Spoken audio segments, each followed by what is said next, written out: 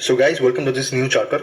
इस चैप्टर में हम लोग समझेंगे कि कैसे इंस्टीट्यूशनल एक्टिविटी को हम लोग फॉलो अप करके हमारे ट्रेड को हाई एक्यूरेट कर सकते हैं। ठीक है, इंस्टीट्यूशनल एक्टिविटी मतलब जो बिग प्लेयर्स है मार्केट में उनको हमें फॉलो अप करते रहना चाहिए। हमें हमेशा इस चीज़ को ट्रैक करना रहना चाहिए कि बिग प्लेयर्स मार्केट में क्या कर रहे हैं, वो सेलिंग कर रहे हैं या फिर बाइंग कर रहे हैं। इस चीज़ को हमें हमेशा अपने स्विंग ट्रेडिंग अगर करना है तो इस एक्टिविटी को हमेशा ट्रैकिंग पे रखना है, इस चीज़ को हमेशा ध्यान में रखना है, क्योंकि ये जो इंस्टीट्यूशनल एक्टिविटी होता है बहुत ही important major role play out करता है तुम्हारे स्विंग ट्रेडिंग के जो एक्यूरेसी है उसके ऊपर।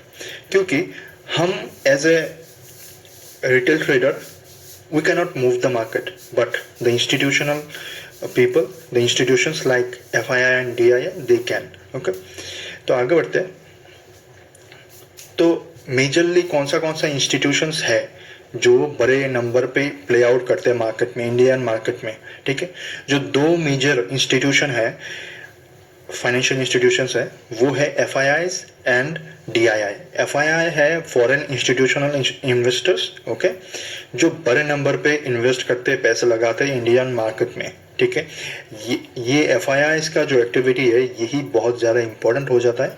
ठीक है, क्योंकि यही लोग ज़्यादा अमाउंट में बाय आउट करते हैं जब इनको लगता है कि बाइंग करना चाहिए। ये बहुत बड़े नंबर पे, बहुत ज़्यादा बड़े नंबर पे बाइंग करते हैं, जिसकी वजह से इंडियन मार्केट में मेजॉरिटी ऑफ मूव्स इनके वजह से क्रिएट हो जाता है। ठीक है, एंड DII जो होते हैं वो डोमेस्टिक इंस्टीट्यूशन इन्वेस्टर होते हैं, जैसे म्यूचुअल फंड एंड डोमेस्टिक में बहुत सारे आते हैं। ठीक है, तो डोमेस्टिक होते हैं, बट इनका जो कैपेसिटी है ये थोड़ा कम होता है कंपेयर टू FIIs। ठीक है, FIIs ज़्यादा नंबर पे बाइंग करते हैं, मतलब इनका जो फंड होता है वो ह्यूज होता है compare to DII। So most of the time FIIs का जो क्वांटिटी रहता है वो हाई रहता है, एंड उनके बाइंग पावर इतना ज़्यादा रहता है कि मार्केट में वैसा मूवमेंट भी क्रिएट होता है उनके बाइंग की वजह से, buying as well as selling. Okay, तो हमें as a swing trader, as a retail trader, हमें हमेशा इन बड़े प्लेयर्स को ध्यान में रखना पड़ेगा, no matter what. If you want to be a successful swing trader, then you have to follow these big players.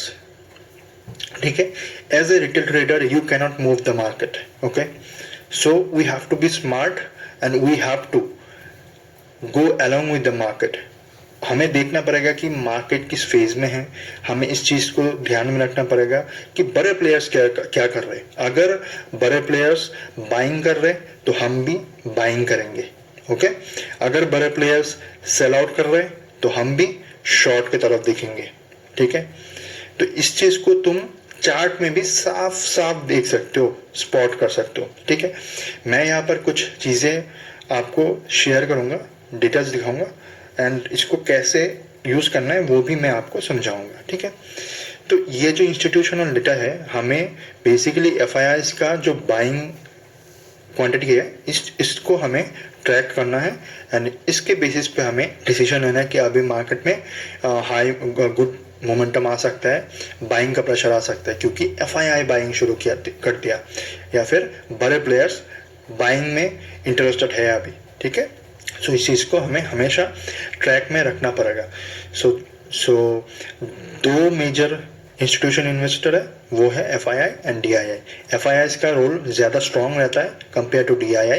ठीक है, सो FIIs के एक्टिविटी में ज़्यादा ध्यान रखना पड़ेगा, एज वेल एज DIIs के एक्टिविटी में भी हमें ध्यान देना ज़रूरी है। ओके।